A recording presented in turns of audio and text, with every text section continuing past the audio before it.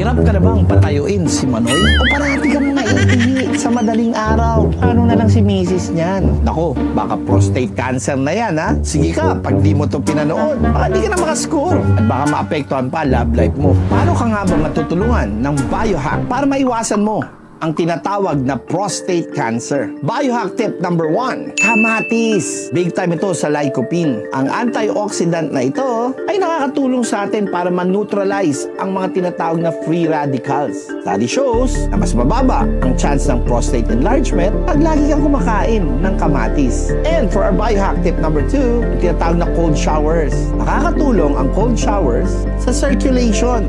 Ibig sabihin, mas maayos ang daloy ng dugo at mga nutrients sa ating katawan. Ang resulta, less inflammation at mas protektado yung prostate. At yung biohack tip number 3, tinatawag na intermittent fasting. Pag binibigyan natin ng pahinga ang ating digestive system, bumababa kaagad ang insulin levels at yung tinatawag na systemic inflammation. Remember, high insulin sa high inflammation ay nag-i-equal sa paglaki agad ng cancer cells. O kaya yung mga kalalakihan dyan, kung ayaw nyo mag-istorya, dating malakas pero ngayon, tinamaan na ng prostate cancer. Simulan mo na ang simpleng biohacks na to. This is John Cano, Philippines #1 success coach. Always say yes to success. Kaya follow na for more biohack tips. Para happy ka na, happy pa si misis mo.